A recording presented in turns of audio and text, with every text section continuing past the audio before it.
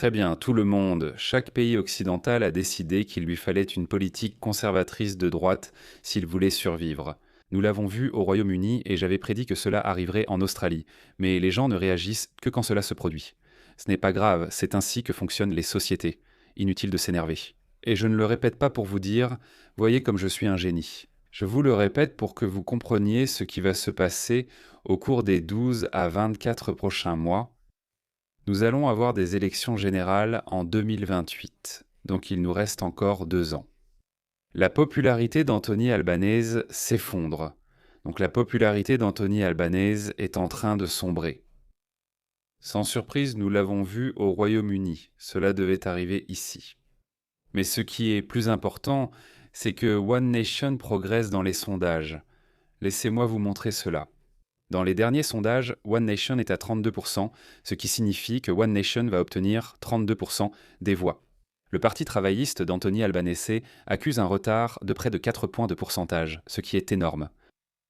Et nos conservateurs traditionnels, nos Tories, la coalition composée des libéraux et des partis nationaux, sont à 16,5%, soit presque la moitié de One Nation, la moitié.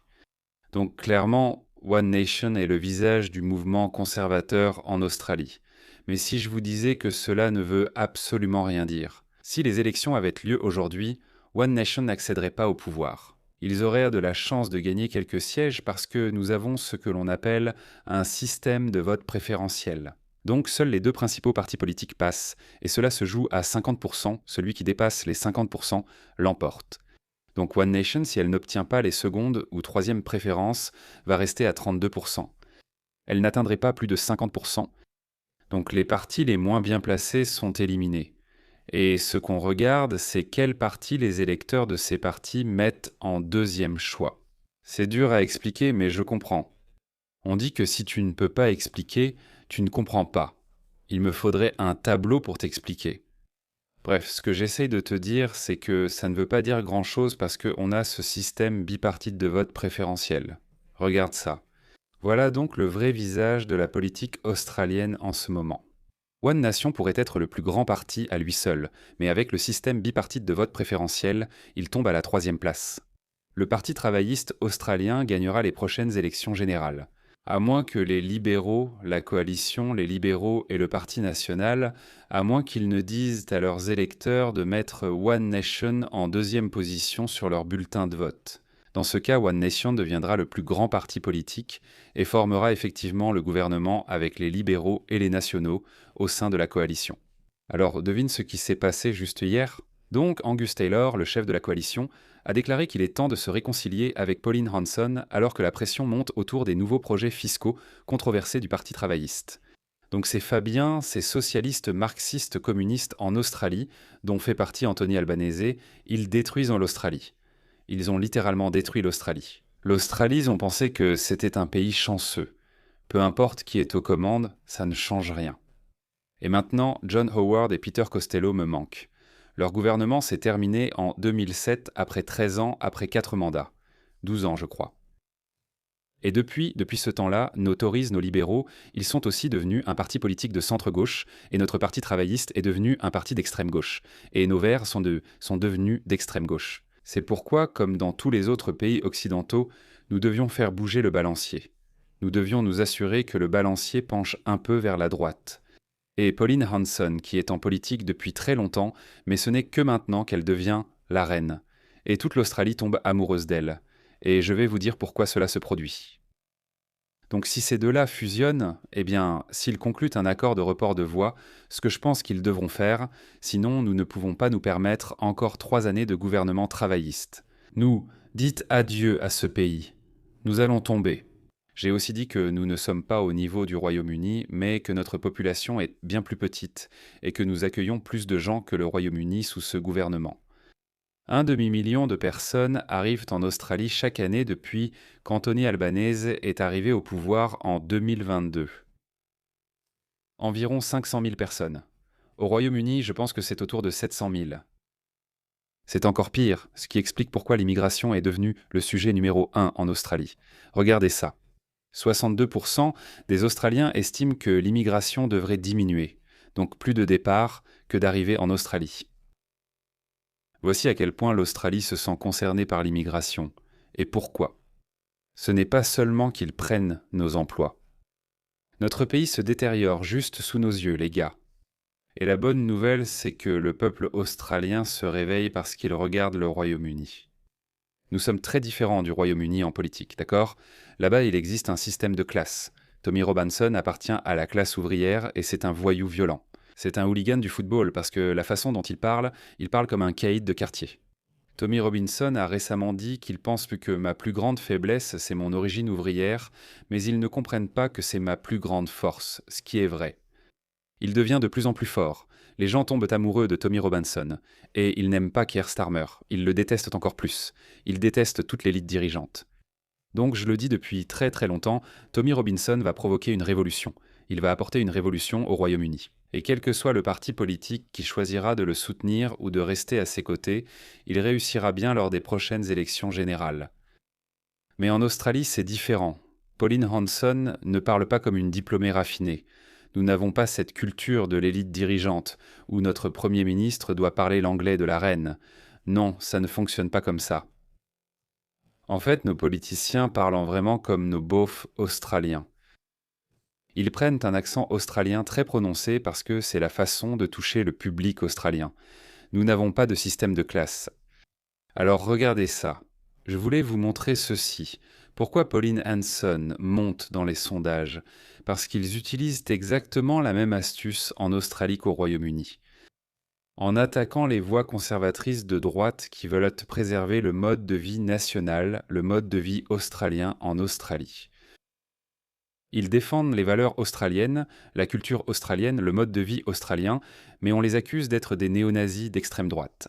Je dois dire que je suis un peu surpris que les partis politiques australiens traditionnels n'aient pas attaqué Hanson autant qu'ils ont attaqué Tommy Robinson au Royaume-Uni.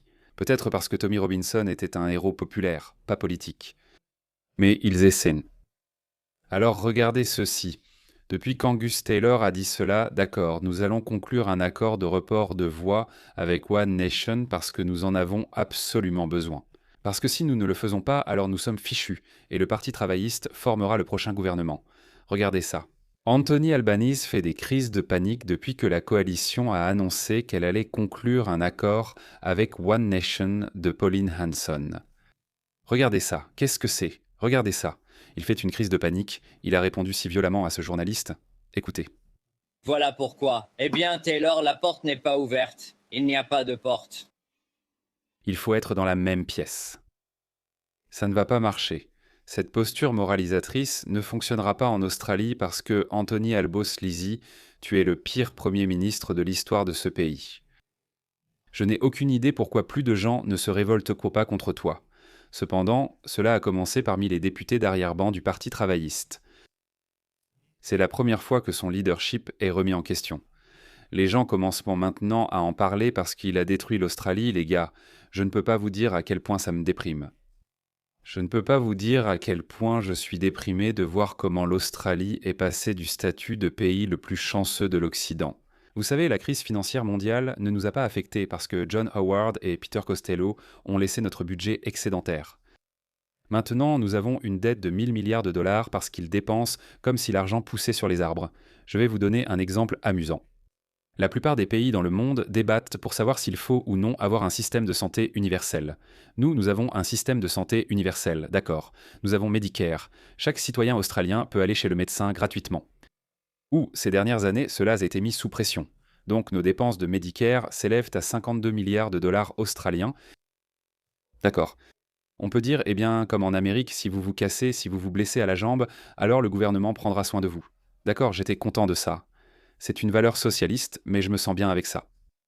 Je me sentais bien à ce sujet parce que je ne connaissais que le système. J'ai entendu des histoires d'horreur en Amérique sur Obamacare et ce que Trump veut renverser. Pas le mien. Je disais toujours, d'accord, nous sommes un pays. On a ça. Si je me casse une jambe, je ne vais pas me retrouver avec une dette de 20 000, 30 000 dollars. Mais devine quoi? Voilà un truc amusant. Ces gens sont arrivés et ils ont introduit le programme, le NDIS, le Régime national d'assurance invalidité. Je crois que c'est ce que ça veut dire. Devine le montant? Environ 52 milliards de dollars. C'est autant que notre système de santé universel. Donc en gros, on a 2 systèmes de santé universels qui fonctionnent. Et tu l'as deviné. Donc d'un côté, Medicare s'occupe de 27 millions d'Australiens. Tout le monde ne va pas à l'hôpital, mais pour les malades, c'est un filet de sécurité. Ça fonctionne dans les sociétés avec un haut niveau de confiance et sans médecins douteux. Eh bien, nous avons maintenant beaucoup de médecins venant d'autres pays à qui j'écoutais. Et au Royaume-Uni, ils te prescrivent juste ta vie. Ces médecins te donnent simplement ces lettres, maladie à vie, handicap à vie, ceci ou cela. Et les allocations commencent, les paiements sociaux commencent.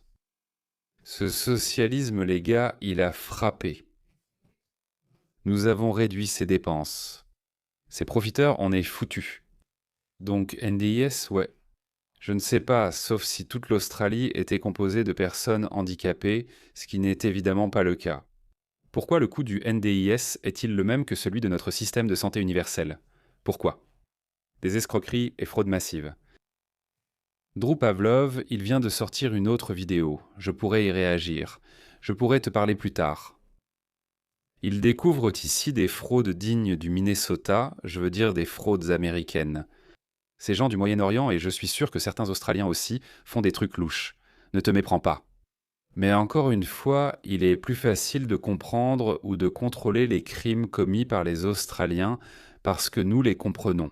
Nous comprenons comment ils fonctionnent, comment ils pourrissent le système, comment ils profitent indûment de Centrelink. Nous comprenons cela. Nous avons toujours eu des fainéants, ça arrive partout. Mais quand vous faites venir des gens je suis désolé, des cultures où la confiance est faible, ça s'aggrave, je l'ai toujours dit. Les Pakistanais sont tellement louches. Quand ils viennent ici, ils font juste ces trucs louches comme ça. Et ils disent « Waouh, ces Blancs sont tellement stupides ». C'est vrai. Arnaque au NDIS. Tu leur envoies une facture. Voilà. Voici votre facture. Voici votre chèque. Le système. Donc il a détruit l'Australie. Et pourquoi? Le peuple australien est en colère. Et il a bien raison de l'être. Je n'ai qu'une hâte, c'est de célébrer quand il sera enfin éjecté du pouvoir. Regarde les visages, Ricky. Oui, ils sont dans la même pièce, des gens racistes. Tu n'y arriveras pas, Anthony Albanese. Ton autre pote, Keir Starmer, a essayé. Ça n'a pas marché. Ils sont sur la même ligne politique, One Nation, le Parti libéral et le Parti national. Comme si c'était une mauvaise chose. Il y a maintenant 3 partis de droite en Australie qui défendent tous des politiques qui ne sont pas dans l'intérêt de la cohésion sociale. Elles ne sont pas dans l'intérêt de la cohésion sociale. Leurs politiques sont éteints et dits sont en réalité conçues uniquement pour la cohésion sociale. Si nous laissons leurs politiques être mises en œuvre, nous n'aurons pas ces attaques terroristes à la plage de Bondi à Sydney. Nous n'aurons pas ces islamistes effrontés scandant « Gaz les juifs » ou « Où sont les juifs ?» Donc nous pouvons, vous savez, faire ce qu'ils font. Donc leur politique vise la cohésion sociale, pour une cohésion sociale basée sur des valeurs similaires.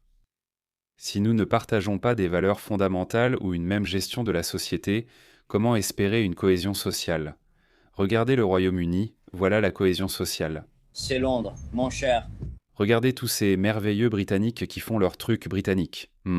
Pas un seul. Il y a une Britannique, est-ce qu'elle est britannique? Peut-être, peut-être pas. Voulez-vous que Melbourne et Sydney ressemblent à ça? Vous voulez?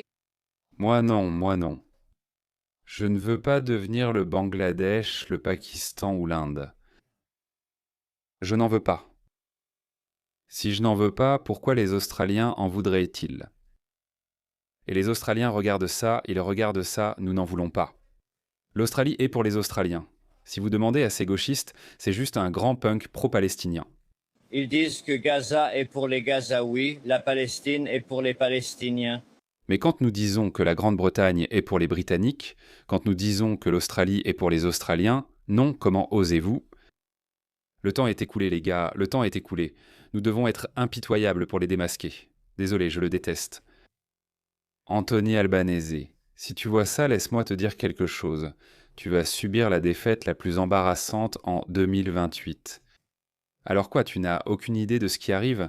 Moi je sais, je peux le prévoir avec certitude parce que j'ai étudié le Royaume-Uni et malgré nos différences subtiles, nous sommes très similaires sur certains points.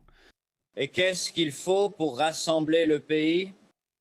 le discours d'Angus Taylor où il parlait des Australiens comme s'ils étaient séparés des migrants, en particulier en pointant du doigt les résidents permanents. Comme si nous avions eu la vague Boris au Royaume-Uni, nous avons eu la vague albanaise ici en Australie. Il a distribué des titres de résidence permanente à n'importe qui, à ces migrants qualifiés. Ils amènent toute leur famille, ils touchent dans des allocations sociales et ils font de la redistribution. Ils redistribuent la richesse. Les gars, leur communisme, c'est du socialisme. La redistribution de la richesse, c'est complètement différent. On ne peut pas prendre l'argent des riches et simplement le donner aux pauvres, ce n'est pas possible. Regardez le Royaume-Uni, regardez ça. Je pense que les économistes ont commencé à les avertir que tout le système est sur le point de s'effondrer.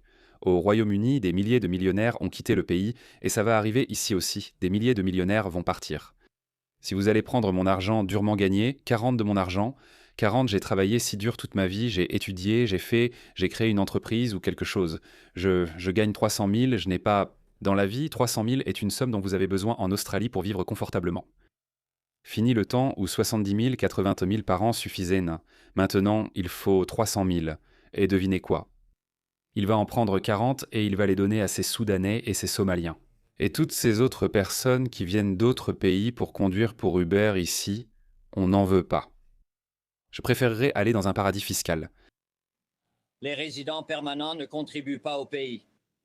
Je vais te dire, va sur n'importe quel bâtiment, n'importe quel chantier, tu verras des résidents permanents. Va dans n'importe quel hôpital et demande. Que se passerait-il si on se débarrassait de tous ceux qui travaillent à l'hôpital pour enfants ou dans d'autres hôpitaux ici, de tous ceux qui ne sont pas nés en Australie, qui sont des migrants? Je suis un migrant. Je ne suis pas né en Australie, mais je fais passer l'Australie avant ma famille, y compris ma famille éloignée.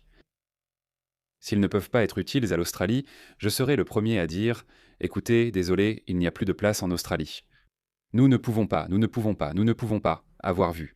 Nous avons des preuves du Danemark, le Danemark les a publiées, la Norvège aussi, la Grande-Bretagne ne les a pas publiées. Mais certains individus ou groupes de réflexion ont obtenu ces chiffres. Les États-Unis. Donald Trump l'a publié.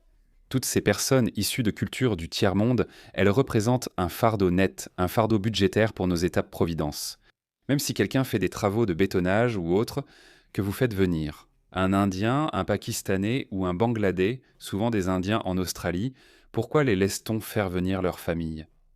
Nous faisons face à une réelle pénurie de main-d'œuvre qualifiée. Je comprends cet argument. Notre classe disparaît, ce qui est aussi dû aux gouvernements successifs. Une fois que vous perdez une compétence, un savoir-faire, une capacité de fabrication, vous la perdez. Parce que le fils d'un ouvrier, d'un plombier, encouragerait son fils à devenir plombier ou à exercer un métier similaire. Donc nous avons tout détruit. Faites venir des travailleurs, payez-les équitablement et laissez-les envoyer de l'argent chez eux. Je sais que certains nationalistes sont en fait contrariés par cela, mais les gars, qu'est-ce que vous voulez? Si vous allez faire venir des gens, vous allez leur permettre d'envoyer leur argent chez eux, faites venir des hommes qui ne peuvent pas avoir d'enfants, ne créez pas de voie vers la citoyenneté.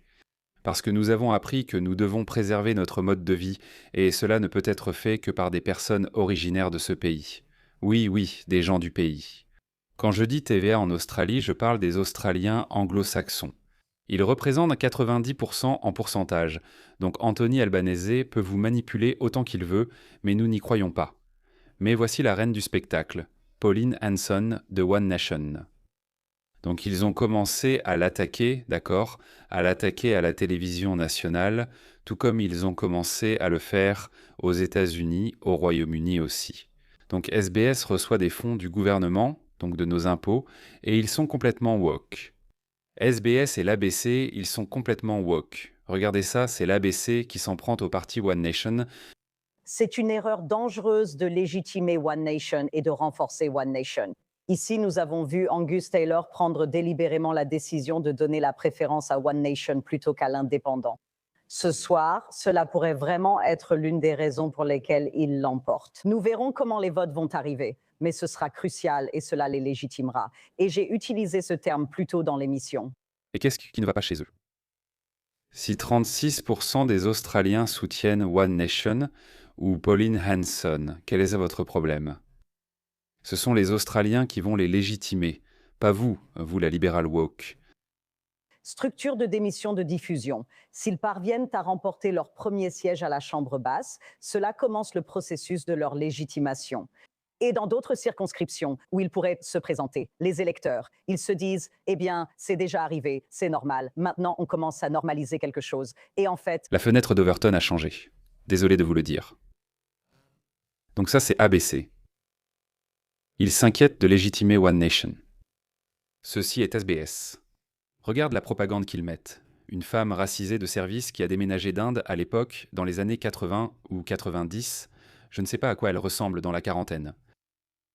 Regarde comme ils diabolisent Pauline Hanson. Neha, ta famille a émigré d'Inde à Sydney en 1991. Que représentait Pauline Hanson pour toi en grandissant en Australie? La peur, c'est la principale. Quand j'étais... Pauline Hanson était la risée générale. Personne ne la prenait au sérieux quand elle évoquait l'invasion asiatique ou le déferlement asiatique. C'est ainsi que fonctionnent les démocraties. D'accord, elle a dit. La peur, j'ai peur, mais personne n'avait peur. Puis je suis venu en Australie en 2003. Et encore une fois, nous vivions une ère dorée en Australie. L'establishment politique traditionnel nous offrait John Howard et Peter Costello qui, on peut le dire sans conteste, nous ont donné la meilleure ère dorée de la politique australienne. Alors, qui ferait attention à Pauline Hanson? Qui ferait attention au multiculturalisme, cette personne que personne ne connaît? Les gens ne s'en préoccupent que lorsque leur vie commence à se dégrader, lorsque la qualité de vie commence à baisser, et c'est ce qui se passe maintenant. C'est pourquoi One Nation, Pauline Hanson, progresse dans les sondages.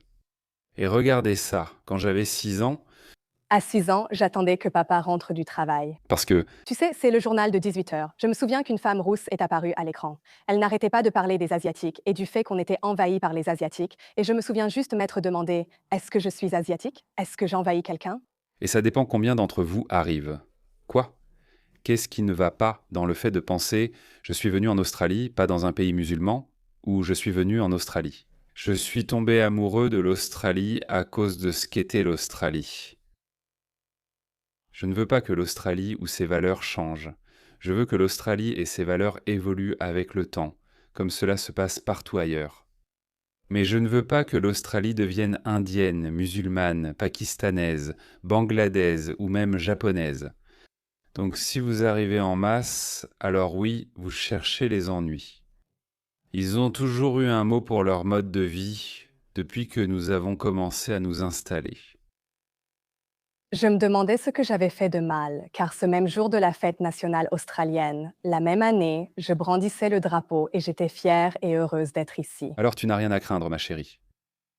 Si tu brandis le drapeau australien, personne ne te dira rien, même pas les nationalistes ethniques.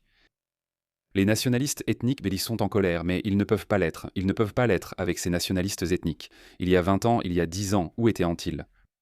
Ils n'avaient pas de raison de lancer un mouvement. Je me souviens cette nuit-là quand mes parents pensaient que je dormais et parlèrent de devoir partir. Tu vois? Elle se souvient de cette conversation. S'il y a bien une chose qui n'est jamais arrivée, c'est celle-là. Ses parents chuchotent. Neha ne devrait pas entendre. Et elle dit « Je peux l'entendre, papa. » Qu'est-ce que papa dit? On va partir. On retourne en Inde. Pourquoi ne pas l'avoir fait? Tu vis maintenant en Australie et parles avec l'accent local. Pourquoi as-tu fait ça? Cette manipulation, les gars, ça ne va pas marcher. Brillant. Je me souviens d'avoir eu si peur quand ils l'ont dit, pensant « je ne peux aller ailleurs ». C'est le seul foyer que j'ai connu. Je me souviens juste avoir pensé qu'on ne peut pas Ces gens sont sur le point de pleurer. laisser quelqu'un décider si moi ou n'importe qui dans ce pays est le bienvenu ou non. Pourquoi? C'est quel genre d'abruti? On ne peut pas laisser n'importe qui décider qui peut venir et qui ne le peut pas. D'accord, faites venir 10 millions de Syriens. 10 millions ne suffisent pas. Amenez-en 20 millions. Non. Qui sont ces gens? Ils vont continuer à s'entêter et leur base électorale va continuer à rétrécir parce que, au final, les gars, l'instinct de survie est le plus fort. Et l'instinct le plus fort, non seulement chez l'humain, mais chez toutes les créatures vivantes. Donc aucun parti politique ne devrait. À voir. Oui, nous aurons le droit. Comprends comment fonctionnent les démocraties, chérie. C'est comme ça que fonctionnent les démocraties. Dans les démocraties, ce sont les gens qui décident si quelqu'un va venir s'installer ici ou pas. Ce type, regarde ça, encore un Indien des Fidji, Fidjien d'origine indienne. D'accord, il a reçu beaucoup d'éloges. Et je vais vous dire, les gars, ces gens racistes, musulmans bruns et wokes de gauche, certains indiens aussi, ils me disent mais que je suis un lèche-bot. Je m'en fiche, ça ne m'affecte pas du tout, désolé. Pour moi, le monde repose sur la loyauté, pas l'ascendance. C'est comme ça que je vois le monde. Suis-je loyal envers l'Australie? Ou suis-je loyal envers mes ancêtres, la religion de mes ancêtres, leur tribu? Désolé, je n'aime pas la culture de mes ancêtres. Je ne l'aime pas. J'aime celle d'ici. Dans ce pays, ma fille peut grandir et devenir un jour première ministre. Elle pourrait. J'espère qu'elle ne sera pas une cinglée woke, sinon je ne la soutiendrai pas, mais elle le peut. Elle peut aller sur Mars. Elle peut être astronaute. Mes enfants, tout était possible. Si je vivais au Pakistan, elle devrait porter une burqa et un niqab. Elle devrait encore subir ces rôles sociaux pathétiques basés sur le genre. Je n'aime pas ça. Allez-y, faites-le. Faites-le dans vos propres pays. J'ai fini de donner des leçons au monde musulman. Qu'ils gèrent leur société. Je m'intéresse plus à ce qui arrive dans mon pays, et cela ne concerne pas que l'Australie, c'est partout. C'est pourquoi une nouvelle identité de patriotes occidentaux apparaît. N'est-ce pas incroyable? Un patriote d'Amérique s'intitule Jean Tommy Robinson. J.D. Vance vient de féliciter Tommy Robinson et lui a dit « Continue, continue. Continue de te battre pour ton pays. » Le patriote australien, c'est Jean en Amérique. Et un patriote britannique soutient le patriote d'Australie. Nous sommes des nationalistes, mais il y a un mini-mouvement globaliste qui émerge, une identité globaliste qui se forme parce que nous faisons face à l'élite globaliste de gauche. Voilà pourquoi. Et rejoignez mon groupe Telegram. Le lien est dans la description, là où les patriotes occidentaux partagent leurs idées.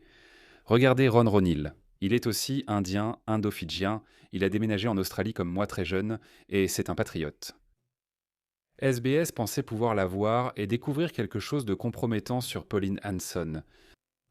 René, ta famille est venue en Australie il y a environ 40 ans des Fidji. Que penses-tu de One Nation? Je la trouve fantastique, honnêtement. Quelqu'un qui aime autant son pays. Ce n'est pas du racisme. Il faut être fier de son pays. Nous venons aussi des Fidji. Nous sommes venus dans ce pays béni que nous appelons chez nous. Je me considère australien, pas fidjien ou indien. J'ai installé un mât de drapeau australien dans mon jardin. Et quand tu viens dans ce pays, adopte la façon de vivre australienne ou, tu sais quoi, tu restes là où tu es. Nous avons entendu les commentaires de Hanson sur la race. Pensez-vous que, Eh bien, quels sont ces commentaires? Quels sont ces commentaires? Les gens voient de ça, les gars. Les gens le voient. Je pense que ce sont des idées racistes. Si on regarde bien, elle essaie seulement de protéger son propre pays. Et je ne pense pas qu'il y ait quelque chose de mal à ça. Par exemple, si quelqu'un entre chez moi, je vais protéger ma maison contre cette personne si elle apporte des valeurs différentes et essaie d'enseigner autre chose à mes enfants. Eh bien, tu sais quoi? Tu n'es pas le bienvenu dans ma vie. Sors d'ici. Malcolm X nous a mis en garde contre les libéraux blancs. Il a dit que les libéraux blancs utiliseront toujours les noirs. Ils vont les instrumentaliser pour faire avancer leur propre agenda.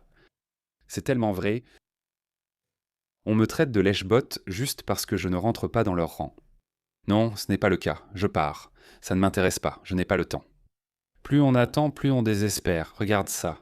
Alors maintenant, SBS a essayé de coincer Pauline Hanson et regarde comment elle a répliqué. Incroyable. Et elle est vraiment mignonne là-dedans. C'est très mignon. Regarde ça. Écoutez ça les gars, ça ne passe plus du tout. Ça ne marche pas. C'est la reine d'Australie.